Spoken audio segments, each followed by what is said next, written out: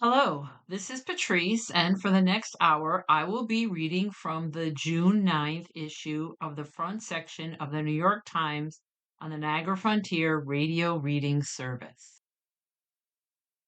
Iran and Israel pull back after fierce exchange of attacks. The conflict between Israel and Hezbollah, an Iranian-backed militia, is complicating efforts to end the war in Iran. This is an article by Aaron Boxerman, Farnaz Fasihi, Ronan Bergman, and Maggie Habernin. Iran and Israel said on Monday that they were done with a round of attacks that briefly shattered a 2-month ceasefire and threatened to push the Middle East back into full-blown war. Both countries also warned that they stood ready to strike each other again. Iran's military said it was stopping for now after it fired ballistic missiles at Israel on Sunday in retaliation for an Israeli strike near the Lebanese capital, Beirut, against its ally, Hezbollah. But the Iranian military said that if Israel resumed its aggression and hostile acts, including in southern Lebanon, which has been occupied by Israeli troops, much harsher and more forceful actions than before will follow. Israel also pulled back on further attacks after it launched 2 waves of their airstrikes across Iran, including against the country's largest petrochemical complex, prompting further Iranian missile fire on central Israel. Prime Minister Benjamin Netanyahu of Israel, at the urging of President Trump, instructed the Israeli military to halt preparations for another strike on Iran on Monday, according to 2 Israeli military officials who spoke on the condition of anonymity to discuss sensitive matters. In a brief video message on Monday, Mr. Netanyahu confirmed that fire is on hold against Iran. He said Iran had tried to force a new equation by attacking Israel in retaliation for attacks on Hezbollah, the Iranian-backed militia in Lebanon. This equation is unbearable and unacceptable to me, Mr. Netanyahu said, adding that if Iran makes the mistake of resuming attacks on us, we will respond with overwhelming force. In a phone call on Monday, Mr. Trump asked Mr. Netanyahu not to carry out more strikes on Iran, according to senior U.S. and Israeli officials who were not authorized to discuss the call publicly and spoke on condition of anonymity. Sorry, I have a hard time saying that word. The president told Mr. Netanyahu that he believed Iran and the United States were close to a deal to the end of their conflict, although there has been no public sign of a breakthrough after weeks of indirect talks. Mr. Trump's intervention was the latest sign of a divide between him and Mr. Netanyahu that has grown since they decided to launch a joint bombing campaign against Iran in late February. In another sign of that tension, Mr. Trump told Fox News on Sunday that he was not happy that Israel had struck Beirut's southern outskirts in an attack that he said had not been coordinated with the U.S. military. Israel said it had targeted a Hezbollah command center in the area after the group fired rockets into Israel.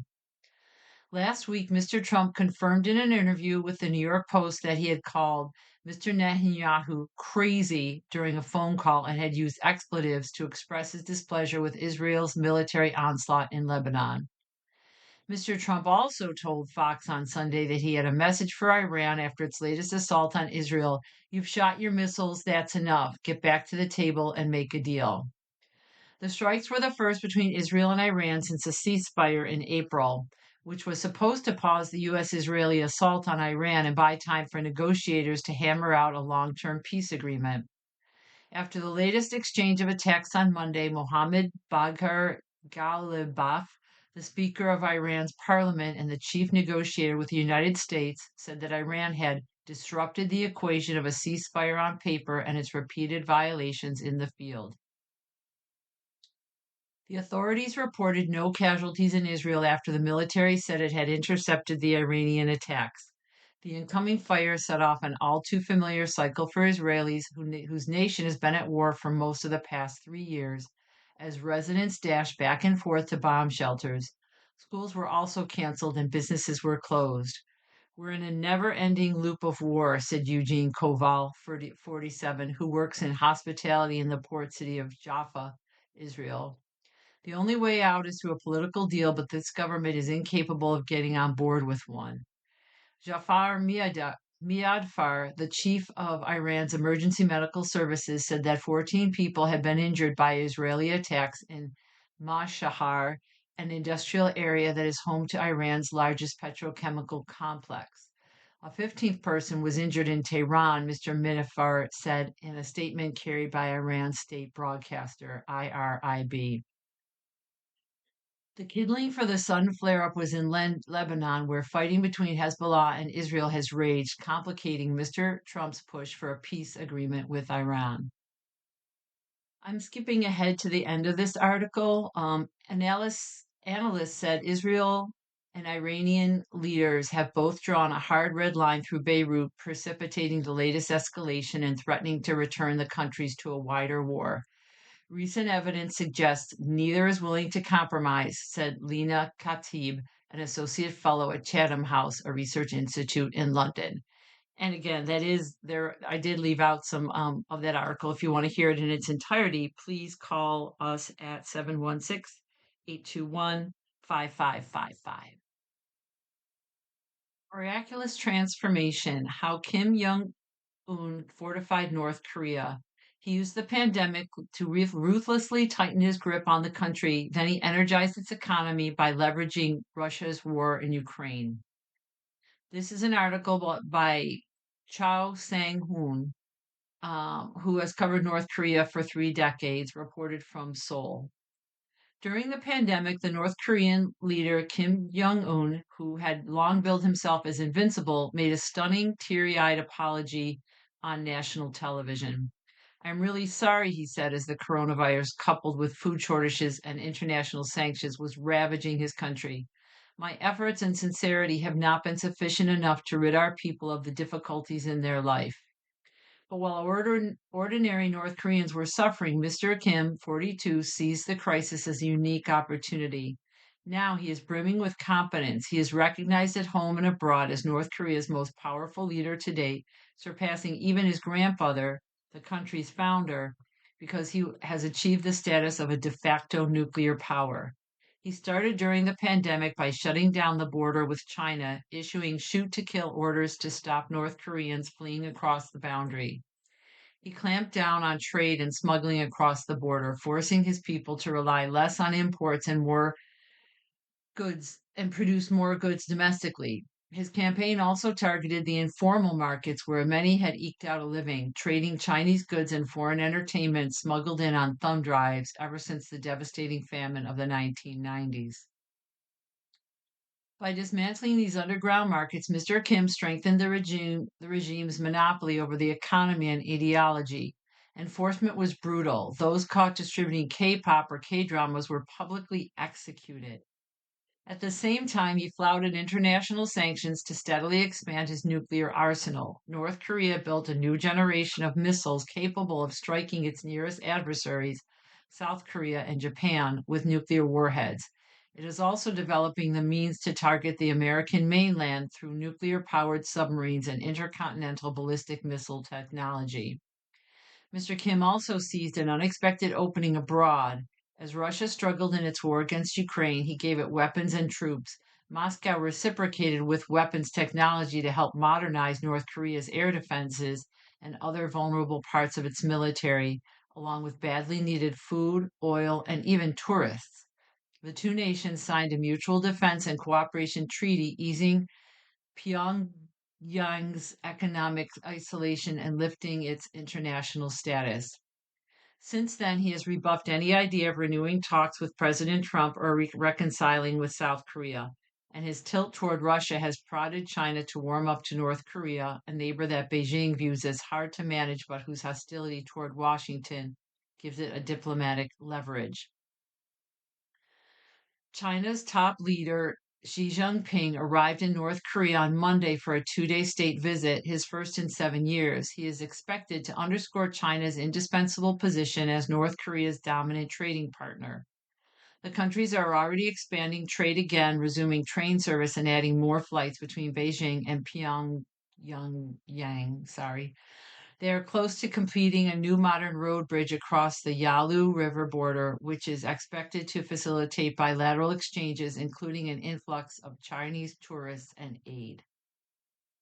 Poverty endures outside Pyongyang, yet analysts say the recent developments have given the government confidence and the public some hope.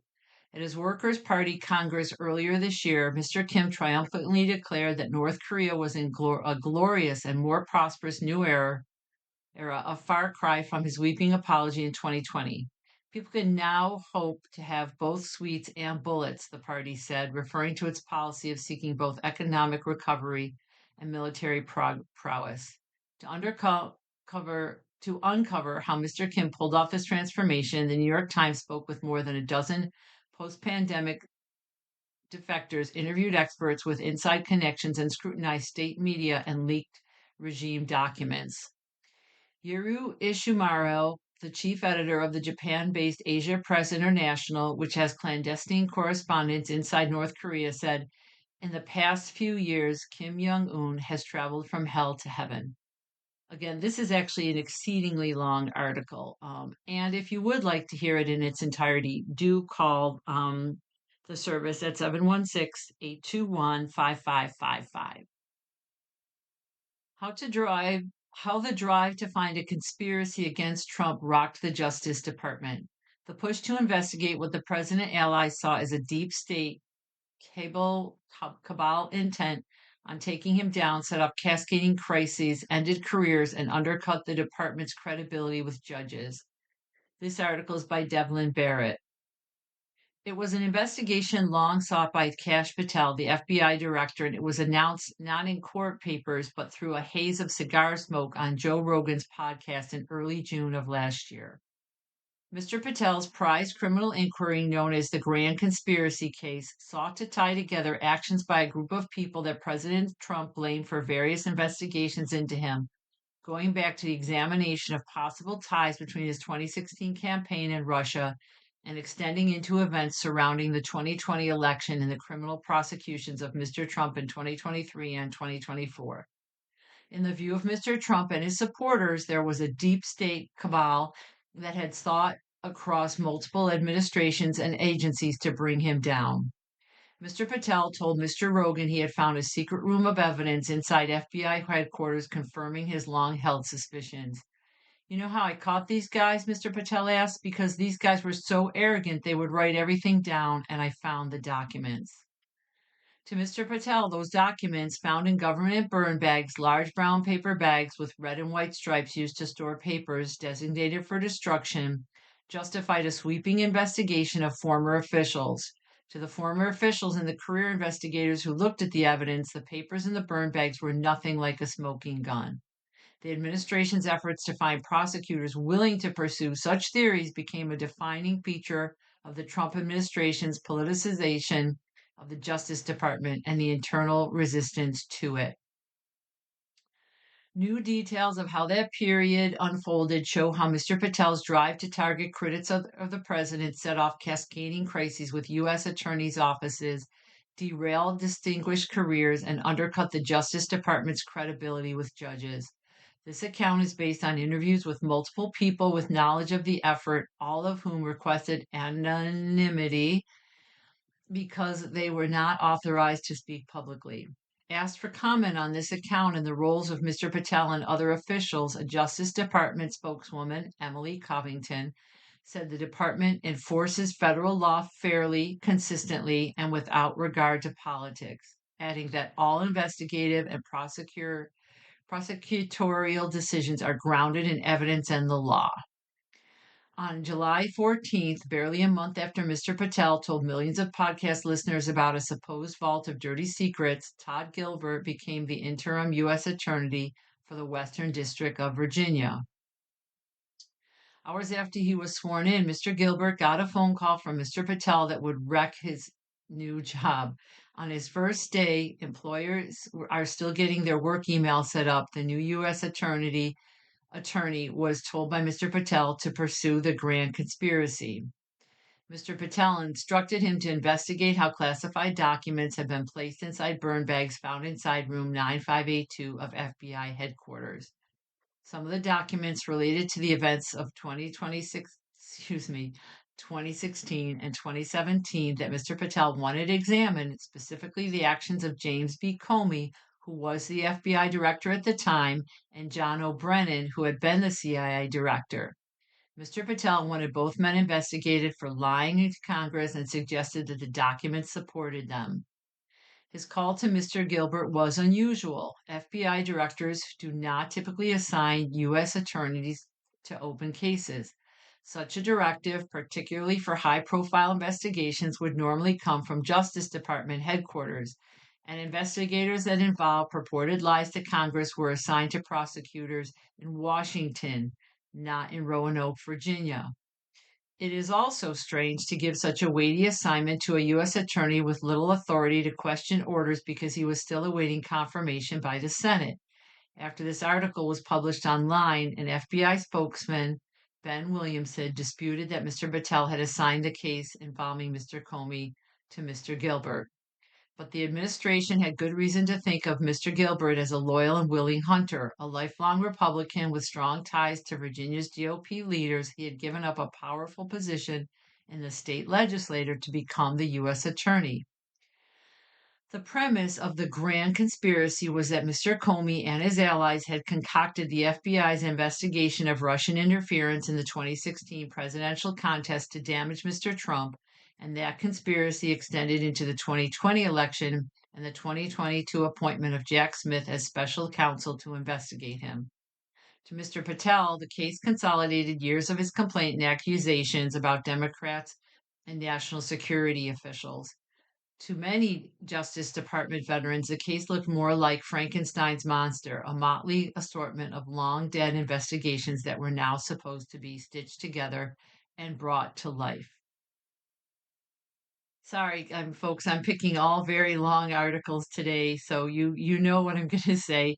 To hear the entire article, please call 716-821-5555. And as a reminder, you are listening to a reading of articles and features from the front section of the New York Times on the Niagara Frontier Radio Reading Service. For a thorny medical question, your doctor may be using AI for that. Open Evidence, a fast growing startup, is using artificial intelligence to help doctors find answers to clinical questions for diagnosis and treatment. This is an article by Steve Lohr. Dr. Nicholas Gavin, an emergency medicine doctor at Mount Sinai in New York City, was working an overnight shift last summer when a patient came in with a puzzling set of symptoms. Within seconds, his three younger colleagues, two medical students, and a resident, were consulting a free artificial intelligence powered app for physicians, Open Evidence. Dr. Gavin soon learned that they were far from outliers. A third of Mount Sinai's 9,000 doctors were already regular Open Evidence users, the health systems executives found out in a meeting last year with the startup's leaders. That was an aha moment for our leadership, said Dr. Gavin, who is also the system's chief clinical innovation officer. Open Evidence's AI app, essentially a chatbot for medicine, has become a viral hit with physicians. Talk to a doctor, and chances are he or she uses the app to ask specific medical questions or bounce ideas off of it in a diagnostic dialogue. More than half of the nation's physicians are regular users. Last month, they used it for 30 million questions and consultations, nearly twice the volume from 6 months earlier, according to the startup. A separate survey last year of 1,000 physicians found that 45% of them used the app, nearly triple the percentage who used ChatGPT, according to OffCall, a career information service for doctors. That growth has propelled the startup of a $12 billion valuation in January, up from $3.5 billion last July. But doctors' quick adoption of the app since its introduction in 2024, one of a handful of AI-enhanced programs on the market seeking to win over physicians, has heightened concerns about how and when the technology should be used in life or death situations. In a high-stakes field like medicine, healthcare systems are navigating thorny matters of patient privacy, safety, and trust, as well as the limitations of the technology itself. It's not an oracle, it's a tool, said Daniel Nadler, founder and chief executive of Open Evidence. Knowledge and knowledge workers still matter. The doctor's office has been a target for computer assisted decision making for decades with very limited success until the recent advances of AI. The first wave of AI in medicine focused on easing the heavy burden of documentation that contributes to physician burnout with transcriptions and summaries of patient visits called AI scribe software. The second wave, which is just getting underway, aims to use AI to assist doctors with reliable information and advice to guide diagnosis and treatment while at a patient's bedside. The competition has intensified in recent months. Up to date, a popular legacy electronic reference for doctors has given its service an AI makeover with a chat box interface. Doximity, an online professional network for physicians, bought an AI startup that mines medical literature and generates summaries. Abridge, a fast growing AI scribe maker, is adding decision support tools. And last month, OpenAI introduced ChatGPT for clinicians. Open Evidence became a front runner in part because it exclusively used medical journals and other high quality research as data to train its AI models. Physicians can ask the app specific questions or enter the characteristics and symptoms of a patient and ask for potential explanations. The app is compliant with the federal law that protects patient health information, and physicians are told not to enter any personally identifying information. Open Evidence responds with a summary of most likely diagnoses and then offers other most important not to miss diagnoses. Each has links to the research articles that inform the summaries.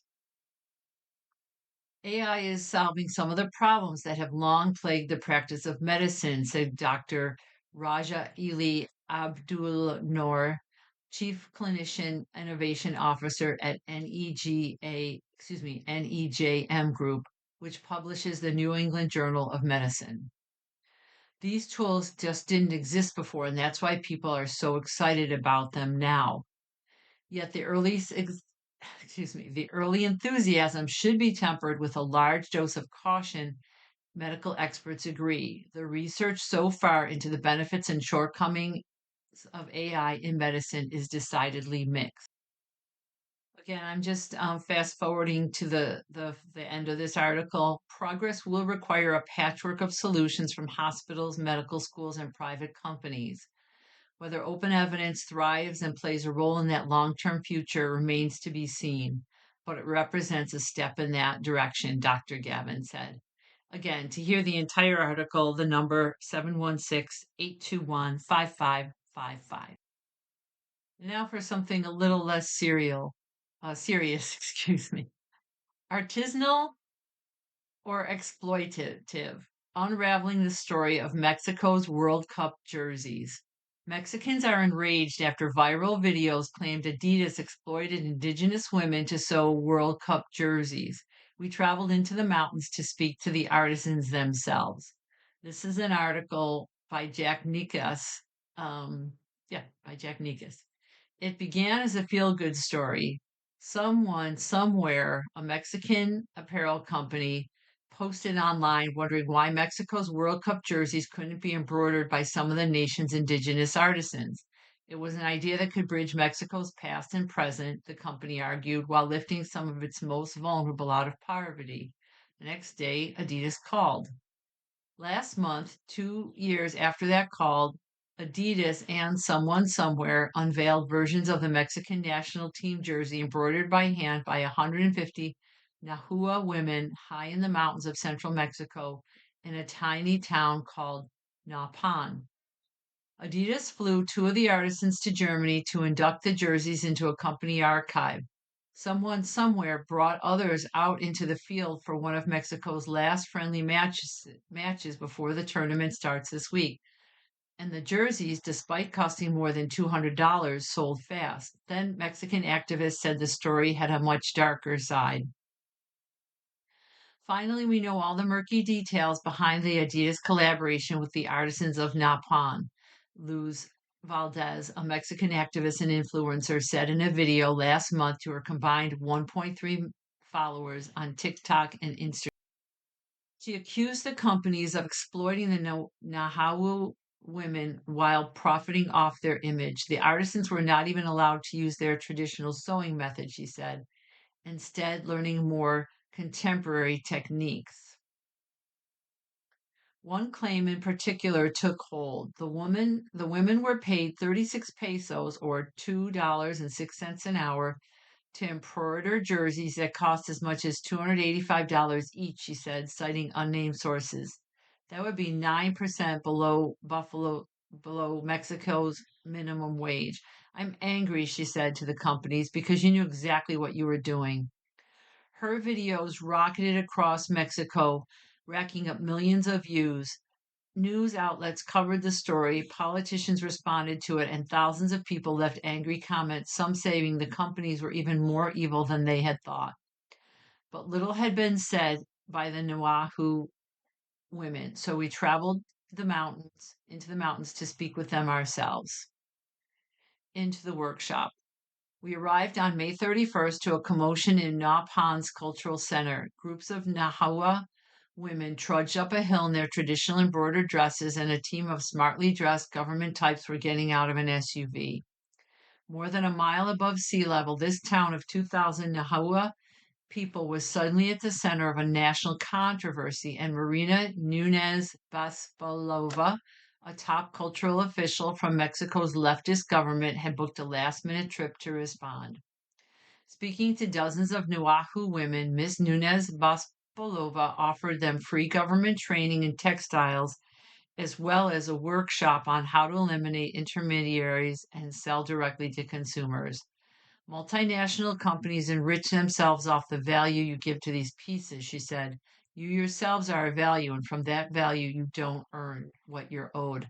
When the event ended, many of the women headed off to get back to embroidering World Cup jerseys. We followed. Despite countless articles in the Mexican press, the Nahua women who answered the door of the one room workshop told us we were the first journalists to visit. The artisans, she said, were eager to share their side of the story. Inside, more than 25 women sat at 7 tables, sewing the classic Adidas stripes and the Mexican flag's colors onto the jerseys. They chatted in Nahuatl, an indigenous language spoken by about 1.5 million people in Mexico.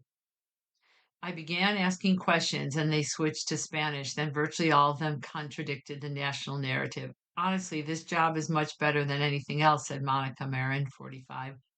We come the hours we want, said Michaela Perez, 41. I'm a widowed mother of 2 children. Thanks to this job, they see me. What we earn is fair, said Annabelle Guzman, 35. If you could have seen where I was the day before I started here, she added. I've been able to get ahead with my kids. The opinion in the room was unanimous. The compensation was just, the schedule was flexible, and the location was convenient, and for now, the work was consistent. Their complaint was that the gig would soon end with the World Cup. For many, that meant going back to tilling fields of beans, chilies, and peanuts, which meant longer hours, less pay, and more grueling work. If all those people making those comments took the time to come and talk to us, they'd realize we're not being exploited, said Betty Alonso, 28. The women said they now feared the negative attention would scare away potential employers. I feel enormous anger toward all those influencers, said Edith Carvalho, 38, who joined the project after getting laid off at a pharmacy. In their minds, they're helping us supposedly, but they're just helping themselves. And you guessed it, another very long article, the number 716-821-5555. And a reminder, you are listening to a reading of articles and features from the front section of the New York Times on the Niagara Frontier Radio Reading Service. Arctic refuge oil draws few bids despite Trump's push for liquid gold. An auction to drill the Arctic National Wildlife Refuge, ended with just 10% of the available land claimed for oil development. This article is by Lisa Friedman. An auction of oil leases in Alaska's remote Arctic National Wildlife Refuge ended on Friday with just 9 bids covering only about 10% of the available land, undercutting President Trump's claims that drilling in the pristine wilderness area would set off an economic boom. The sale brought in about 3.7 million, nearly half of which came from the state of Alaska's publicly owned Economic Development Corporation. Most of the 58 tracts available drew no bids at all. No major international oil companies entered bids. Mr. Trump had campaigned in 2024 on turning oil development loose in the Arctic refuge, an isolated habitat for species including polar bear, caribou, and millions of migratory birds, promising that extracting what he called liquid gold there would lower the price of gasoline and groceries. Republicans who pushed for opening the region said the refuge would generate a multi-billion-dollar windfall as soon as drillers were allowed inside. Previous sales mandated by Congress during Mr. Trump's first term also drew little interest. The handful of leases that had been sold were suspended and then later canceled by President Joseph R. Biden Jr. But with the war in Iran sending oil prices spiking and the federal government actively encouraging companies to drill, analysts said they had expected more of a robust auction this time. We're in the middle of a massive supply shortfall, and if there was ever a time to look past political and reputational risks, it would be now, said Kevin Book, managing director of Clearview Energy Partners, a research firm. Mr. Trump has called the refuge the biggest find anywhere in the world, as big as Saudi Arabia, and he has directed the government to expedite development in Alaska. The administration declared the day a success. The interest was solid. Kevin J. Pendergast, the director of Alaska office at the Interior Department's Bureau of Land Management, said as he announced the results. The BLM director, Steve Pierce, hailed what he called a strong industry interest. When the auction ended, 2 companies had bid on 5 tracts of land totaling about 70,000 acres. About 689 acres were offered for leasing. One was the Alaska Industrial Development and Export Authority, a state-owned economic development corporation that is currently the only gas leaseholder in the refuge. The authority had 3 of the winning bids, totaling about 1.5 million. The other winning bids went to Hex LLC, an Alaska-based oil and gas production company.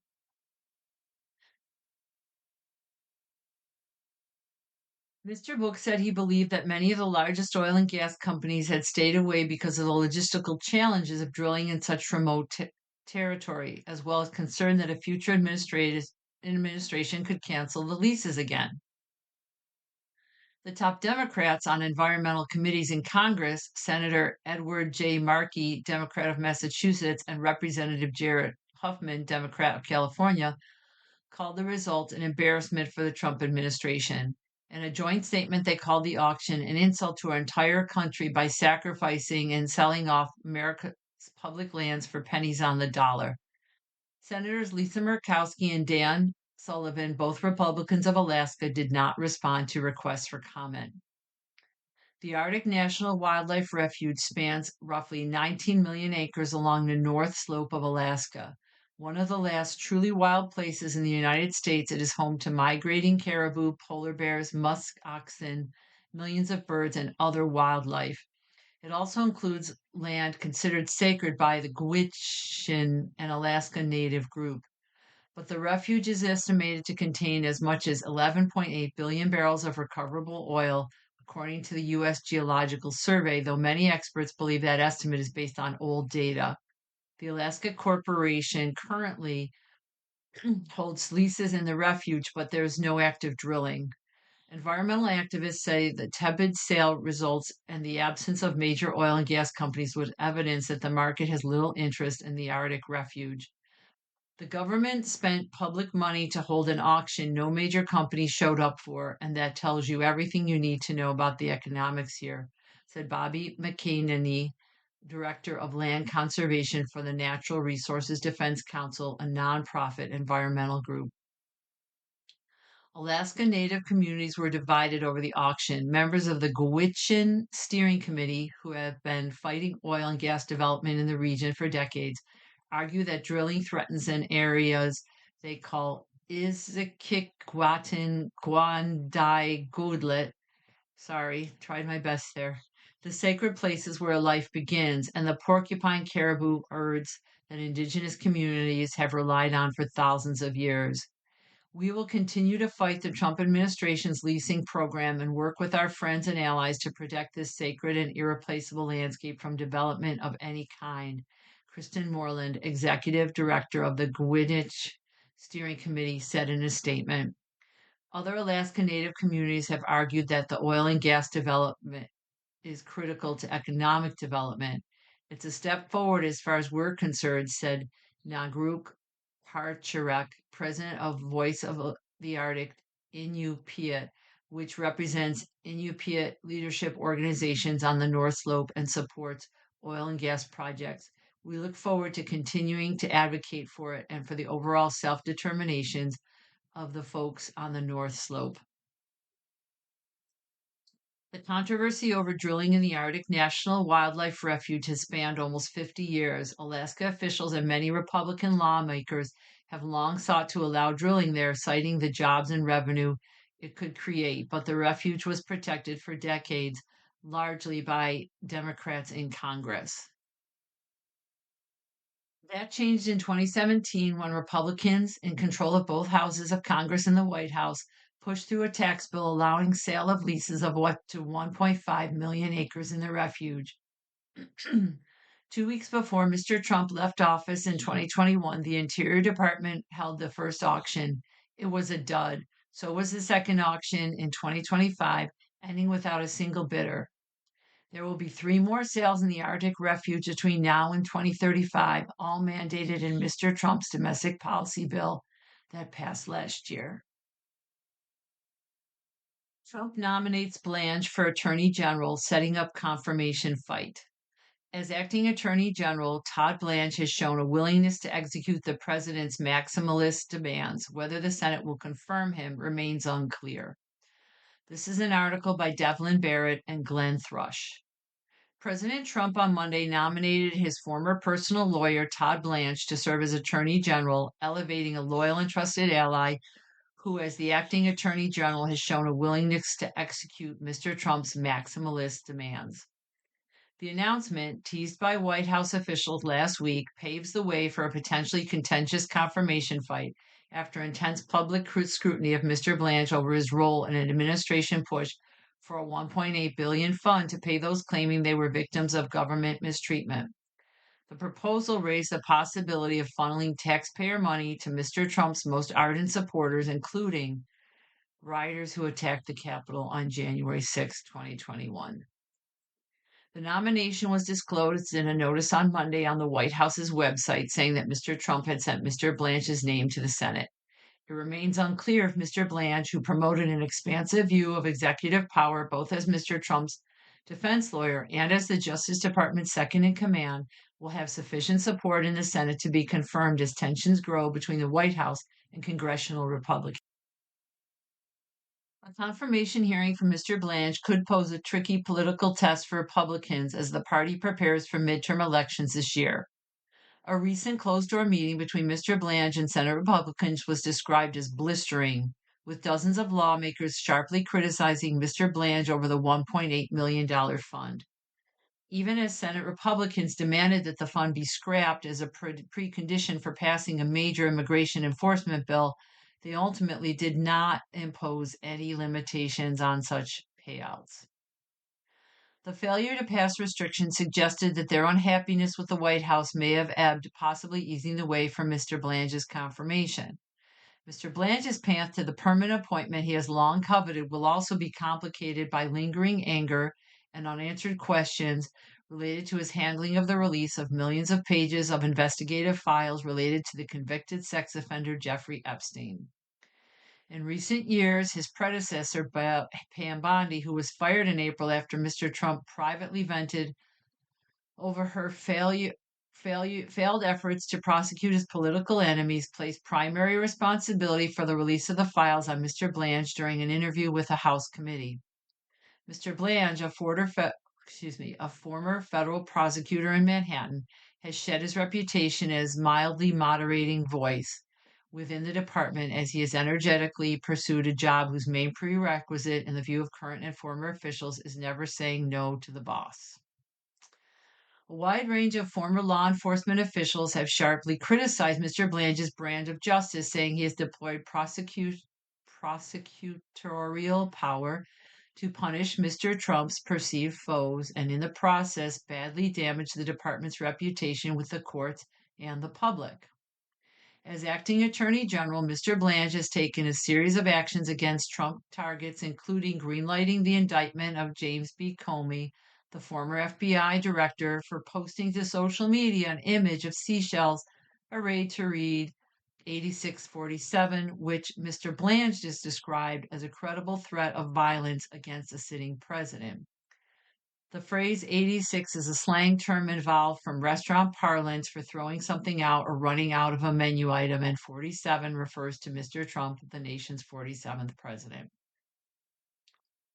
Mr. Blanche expressed internal reservations about the highly unusual plan to establish the fund, which also included a broad shelter from tax evasions for Mr. Trump, his family, and his businesses that could be worth more than $100 million. But Mr. Blanche and one of his top aides, Stanley Woodward Jr., signed off on the plan, unlike some first-term Trump appointees who resigned or offered fierce resistance when confronted with demands they considered questionable. It was immediately assailed as a political slush fund by Democrats and Republicans alike. Testifying before lawmakers this week, Mr. Blanche said the Justice Department was giving up the plan for the fund but would keep Mr. Trump's shelter from tax investigations in place. Mr. Trump later cast doubt on the abandoning of the fund, saying, "I love it." Days later, the Justice Department said in a court filing that it would not move forward with the fund.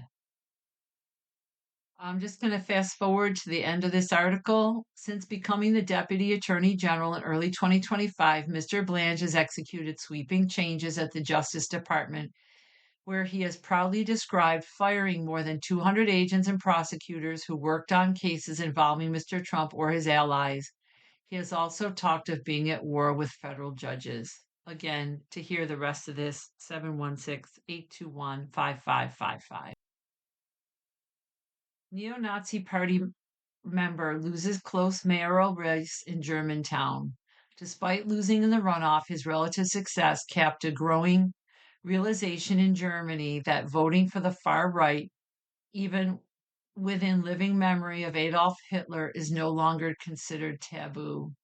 This is an article by Christopher F. Scheutz. For 8 decades since World War II, members of neo-Nazi parties have never been directly elected mayor of any town in Germany, amid a post-war effort to shape its national identity around a rejection of the Nazi era. On Sunday, in a small town in eastern Germany, local residents came closer than ever to breaking with that consensus. The runner-up in the mayoral election in the town, Obad Schlema, represents a fringe far-right party that Germany's domestic intelligence agency has deemed an extremist group that poses a threat to the constitution.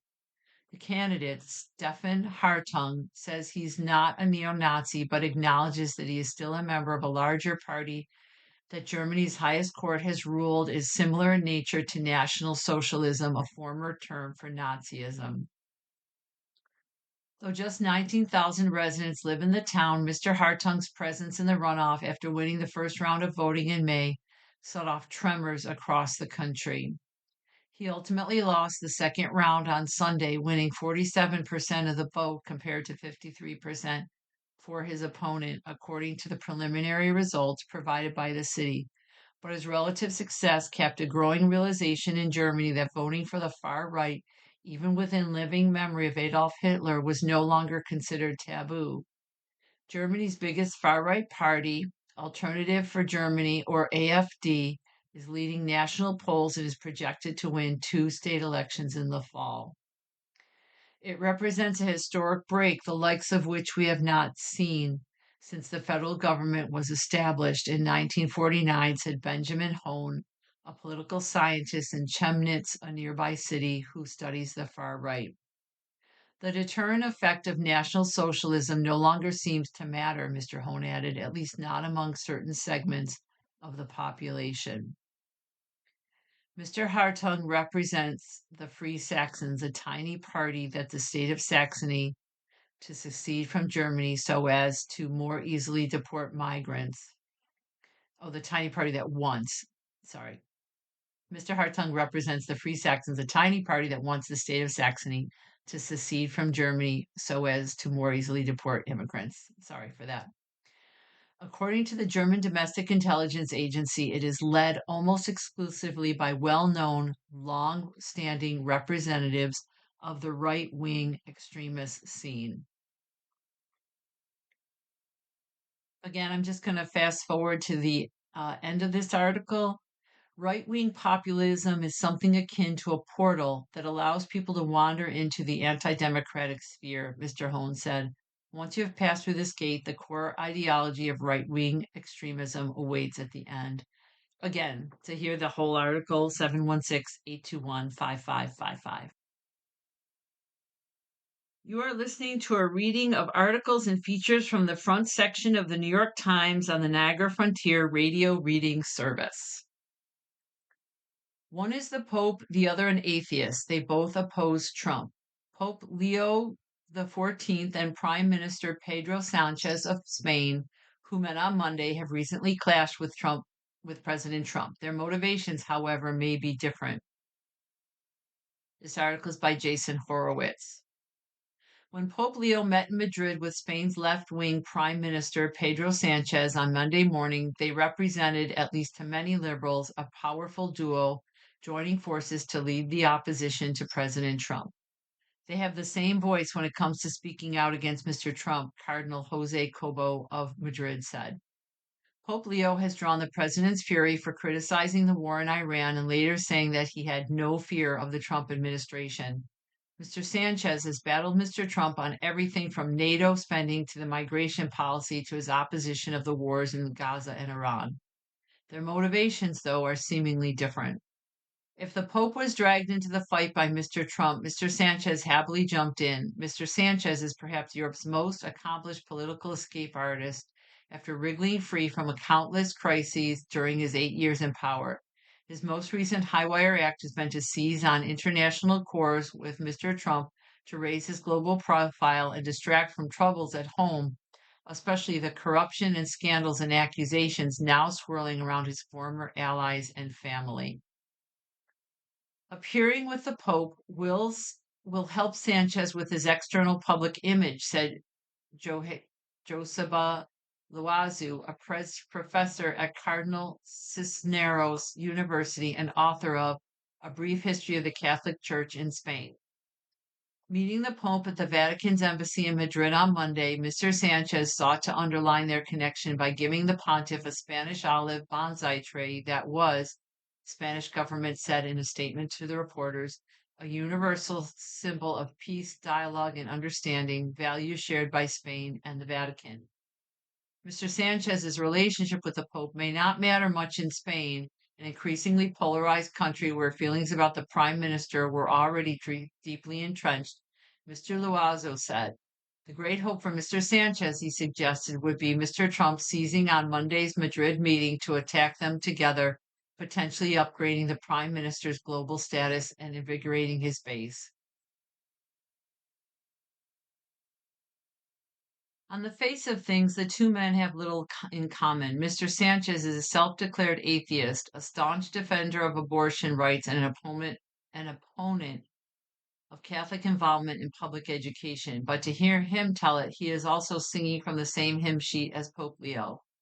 He and the Pope have a certain degree of harmony, he said during a May 27th trip to meet Leo in the Vatican, whether it be their shared opposition to war, their concerns about giant tech companies, or their defense of migrants. The Catholic Church and the government of Spain are once again, I believe, very much in tune, Mr. Sanchez said.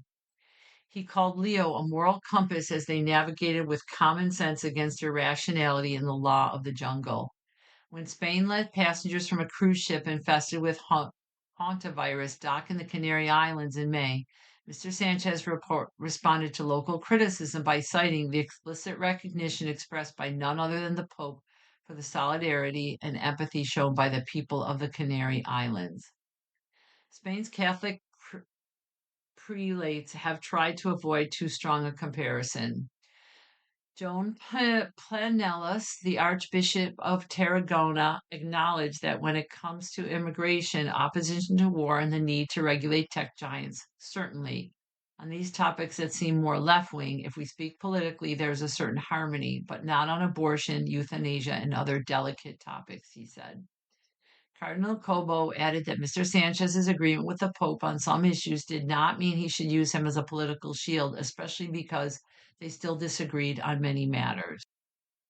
Again, fast forwarding to the end, Spain's left, the Archbishop said in an interview, should apply the Church's teaching to actions inside our own nation, including, he said, on matters relating to corruption. Again, 716-821-5555 to hear this article in its entirety.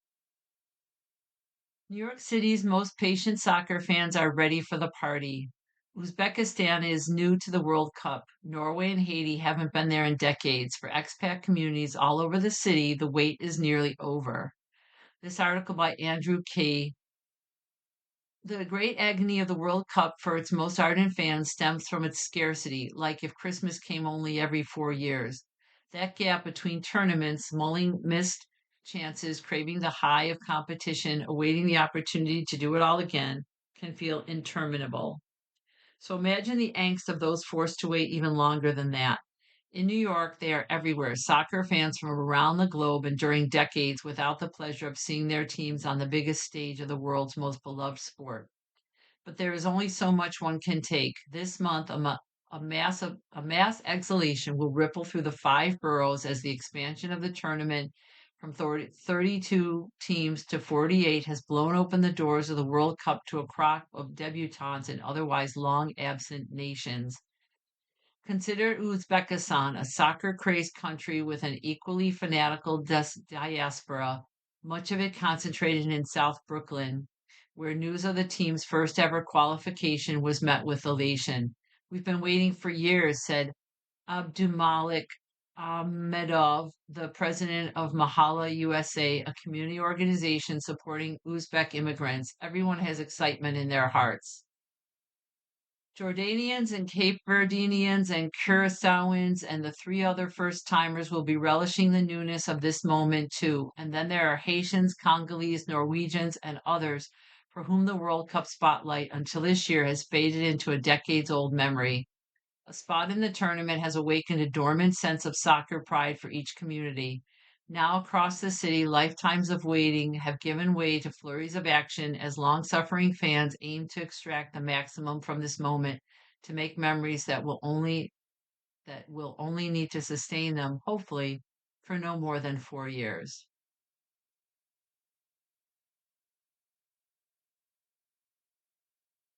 Again, that's a very long article. To hear it all, 716-821-5555. And now to end on a little bit of a lighter note, Schmigadoon wins Best Musical Tony Award. The knowing and loving musical theater satire won the coveted award of the night. This article by Michael Paulson. Schmigadoon, a knowing and loving musical theater satire that imagines a bickering couple stranded in an otherworldly town whose denizens keep bursting into song, won the Tony Award for the Best New Musical Sunday night. The prize has traditionally been the most coveted Tony Award because it has often had the greatest box office impact, and Schmigadoon could use the help. Its sales have been soft despite mostly positive review. The show is a blast, the critic Elizabeth Vincentelli wrote in the New York Times.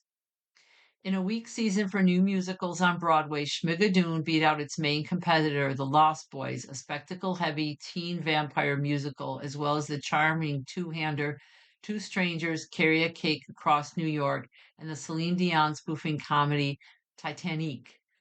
Schmigadoon is based on an Apple TV Plus series. The name is an allusion to the mid-century musical Brigadoon, which was about two American tourists who happen upon a mysterious Scottish village that only appears once a century.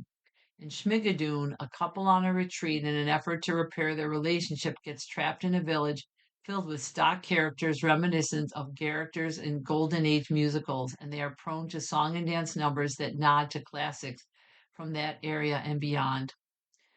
The book, music and lyrics were all written by Cinco Paul, one of the creators of the television series. It is directed and choreographed by Christopher Gattelli, excuse me.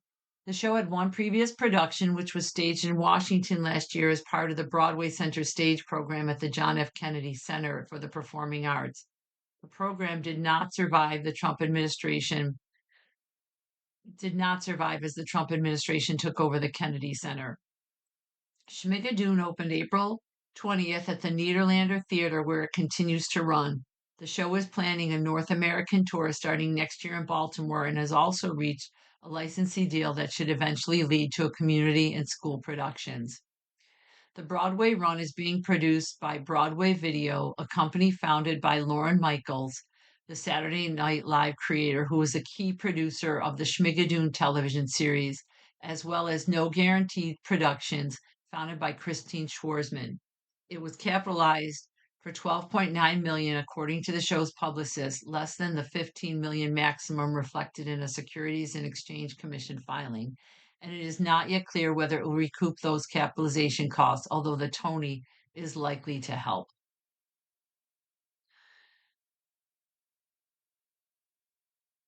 You've been listening to a reading of articles and features from the June 9th issue of the front section of the New York Times. We read from the front section of the New York Times every Sunday at 1 p.m. Your reader has been Patrice, and it has been my pleasure to read to you. I hope that you enjoyed the articles. Thank you for listening and have a wonderful rest of your day.